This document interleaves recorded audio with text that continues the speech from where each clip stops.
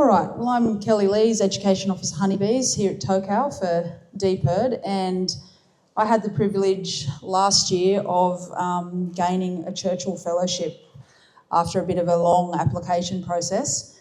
And I was also lucky to get a sponsored fellowship, so it was sponsored by Saskia Beer, and I was looking at managing parasitic mites of honeybees, so Varroa and Tropilaelaps. And the Churchill Trust, what they do is they fund people who have an area of passion and interest to travel overseas, and that's why they have that motto, learn globally, inspire locally. So they sponsor Australians to go overseas, look at that area of passion, then come back and share that information with Australians. And so in my case, of course, I'm very interested in bees, so I wanted to look at mites, having just had this recent Varroa incursion. So I travelled to Papua New Guinea, Thailand and South Korea. Now, Papua New Guinea, because it's our closest neighbour, and they do have both Varroa and Tropilaelaps mites. So they do have Varroa jacobsoni, so it's slightly different Varroa than we have. We have Destructor, but still, it was interesting to see the two together. So this is me in an apiary in Papua New Guinea with one of the beekeepers over there who's working with Dr. Cooper Shooten, who's an Australian researcher looking at Tropilaelaps and Varroa. And basically we were in this apiary doing sampling. So what we planned to do was to have a look at, more focused on Tropilaelaps, but still looking at Varroa as well, looking at what the current sampling methods are for Tropilaelaps mites. So Tropilaelaps mites are another ectoparasitic mite, which means they live on the outside of honeybees, but they're a little bit different to Varroa in that they spend a long time, more than 90% of their life cycle, under the brood capping. And unlike Varroa, they don't feed on adult bees that we're aware of. And so they spend a lot of time under the brood capping, and that's where they do their reproduction. So we were looking at the current sampling methods for Tropilaelaps. Now, right now in Australia, what we recommend for looking at Tropilaelaps is drone uncapping and alcohol wash. Now, alcohol wash only finds between 3 and 4% of Tropilaelaps mites, so it's not a very effective method. And when we started sampling, what I noticed over there was that you weren't really seeing Tropilaelaps in drone brood unless it was already all through the worker brood. So drone uncapping, it doesn't seem to start there, it seems to be in the worker brood as well. So what we did was we thought about, okay, let's test all the current methods that we use. So what we did was we did alcohol washes, and across the 3 countries, myself and Cooper and PNG, and then myself and some other researchers in Thailand and South Korea, we did 177 alcohol washes. We also did eDNA swabs. So that was for John Roberts from CSIRO. So that's where you take a swab sample inside the colony. So we did 27 of those, looking for the DNA of Tropilaelaps in those hives. Now, we did find some Tropilaelaps in some of those alcohol washes. But when we looked at some of the other methods later on, what we found was we were finding them in alcohol washes because the level of Tropilaelaps in those hives was very, very high. We also did sticky mats. So we put sticky mats into 27 colonies and we applied a miticide for 24 hours to look at mite drop. So that's one of the mats that we got out, and what we found was lots of Tropilaelaps and lots of Varroa.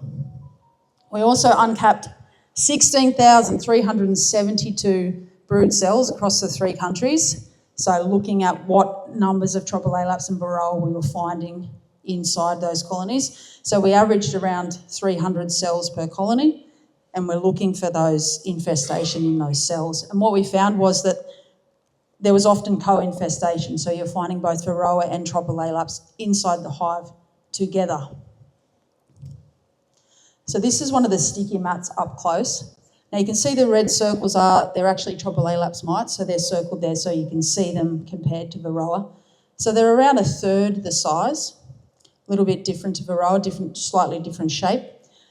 If you have a look at the blue circle, you'll see that there's actually 2 Tropilaelaps mites in that circle. So what we found was they're actually quite difficult to see. Varroa tend to fall either on their back or on their belly, whereas Tropilaelaps can sometimes, because it's so small, land on the side. And so it's actually very difficult to see on a sticky mat. Now, when I first got to PNG and I was working with Cooper and the other beekeepers there, we found some in alcohol wash, or should I say Cooper did. I'm staring at this alcohol wash and I'm going, I cannot see it. Really? It's in there? And he's like, yep, it's in there. And I'm like, I can't see it. Where is it? Where is it? And I mean, I'm getting to the age where I need to wear glasses when I'm beekeeping, which is very annoying. I'm sure some of you understand that. It took me probably a couple of days, I think, of staring at these things, really focused, to be able to see them. And eventually I got my eye in and then I could spot them really, really well. But you can see that they fall in these unusual positions. So across the 3 countries, I looked at 2,783 Tropilaelaps mites, lots of mites, but 19,711 Varroa, so many more Varroa. However, what we're seeing is that the impacts from Tropilaelaps are quite a bit worse. So Varroa, it has that key feeding site where it feeds on the bee and on the developing larvae. They're all feeding in that one spot. Tropilaelaps, however, moves around. It doesn't have a key feeding site and it bites the pupae all over the place. So it's biting that larvae and pupae in all sorts of different spots, and what we see is greater increases of deformities in those developing bees. So we also did 132 rapid decaps, and yes, that is a leg waxing strip. All right, you can buy them from Woolies or any other supermarket or pharmacy. Basically, this is a relatively new method that's been adapted from an older method using cloth dipped in beeswax to remove brood cappings. So basically, you press this wax strip onto an area of brood and then you rip it off very, very rapidly. Tropilaelaps don't like to be disturbed. So as soon as you create that breeze and you rip that strip off, often they'll run straight out of the cell. And when I say run, I mean run. They are fast. They are lightning fast. Very surprising. I know when I was decapping, I'd be decapping away and then suddenly I'd feel something 3/4 of the way up my arm and I haven't even seen it, and I've looked over and there's a tropi crawling up my arm. So very, very quick. Now I'm going to play you a little video. You're going to have to look very carefully. It is towards the left-hand side of the image. That's what they look like when you pull them off. So they pull the cappings off. So the average is 272, apparently. I didn't count them, someone else did. The average is 272 caps that get ripped off. The advantage of this method over some of the other methods, particularly the bump method, which is where you bang the frame quite hard on a container, is that this has got a very high brood survival rate. So you pull it off, and we checked on them, decaps the cells, you put that frame back in, and then if you come back 24 hours later, most of those cells have been recapped by the bees. So it's a low invasive method that doesn't kill your bees. All right, so this is the video. See if you can see it. It's very small, I apologise. Look towards the left. Can anyone see it? It's just come out of the cell now. It's running around that open cell. See how quick it is? They are fast. Very, very quick. All right, so this is to give you some sense of scale of how small they actually are. So this is a bee pupa, and that is its proboscis. And that is a Tropilaelaps on the end of the proboscis of a developing bee. So they are very, very small. But we need to be looking for these things because they could come to Australia, and we've seen how hard Varroa has hit our beekeepers, and I think it's really important that we look for these in our hives. So they are originally on from Apis dorsata, giant honeybee, so this is their original host, and they have a whole suite of behaviours to groom Tropilaelaps from them. And what I saw in Thailand was giant honeybees interacting with open honeybee colonies, and on foraging on flowers together. So there's instances of transfer probably happening there when they're interacting with each other. All right, so this is an example of some of the deformities caused by Tropilaelaps. So you can see you've got deformed wings there, wings that aren't hooked together properly. So they're causing lots of different deformities. This one in particular, you can see there's a little tropi bum just heading over the top of that bee's head, and I don't know if you can see that, but that bee has only one antenna. So that has been probably caused by that Tropilaelaps and others in that cell feeding on that bee when it was developing. So sadly, that bee will find it difficult to be a functioning member of that bee colony with only one antenna. So this is an immature Tropilaelaps, and even those, when you open a cell, they just run out really, really quickly. So you decap cells and just see them running everywhere. And I think one decap we did, we saw 15. And they were just the ones that ran out. There were probably others as well. They blend in very well, so that's a brood cap. You can see how very, very small they are in comparison to Varroa. They're really difficult to spot. They hide, so that's on the side of a frame. And you can see it just blends into the frame there. All right, there is actually a tropy in this photo, and I know there's a couple of people in the audience that have seen this photo before and know where it is. Put your hand up if you think you know where it is.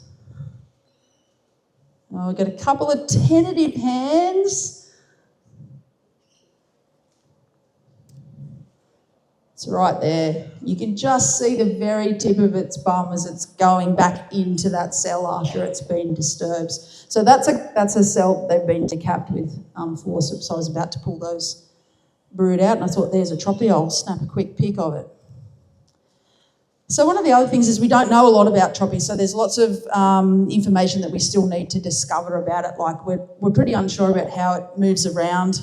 It doesn't attach to adult bees like Varroa does. So one of the other things we did was we did entrance washes, so of both workers and drones, but separately to see if there was any difference. And there did seem to be a difference in that more tropy seemed to be coming in on drones than on workers, which to me was really, really interesting. And it was only done on 32 hives, so a very small sample, but that's probably an area where someone could go on and do some more research about that. Okay, so the things that I saw overseas, really with Tropilaelaps, because of the way it feeds on bees, we need to start embracing some non-chemical methods of mite management, because it's less susceptible to our chemical treatments, because it spends such a long time under the brood cappings. We need to make sure that in our integrated pest management, we're putting in some strategies that create brood interruptions or brood breaks that allow the bees a break if there's tropy there. And the reason I'm saying this is, like, the chances are we might get it, and I am concerned that if we don't start really focusing on IPM sooner rather than later, that will be caught off guard if tropy ever comes in. It's island hopping up in the Torres Strait, so the chances of it getting across are probably pretty high. I don't want to be alarmist, but I think it's important that we think about this. Really important to rotate treatments as well, so including those mechanical methods within your regular strategy. What I saw in all three countries was a huge amount of chemical resistance. Very problematic.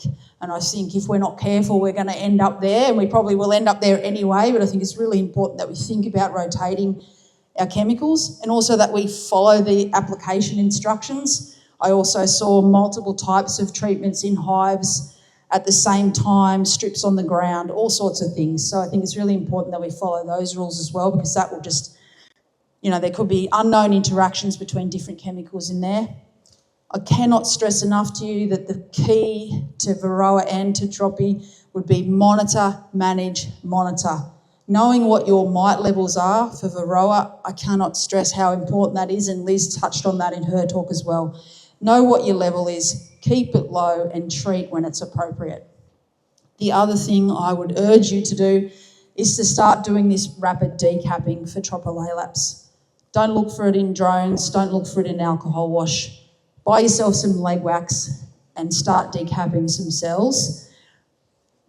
Ideally, you're going to do 4 strips. So we've got a paper coming out that will discuss the finer details, but the short story is that rapid decapping seems to be a really good method, particularly at low levels, that is non-invasive and really easy for you guys to deploy. So get some leg wax and do 4 individual strips, so decap 4 times.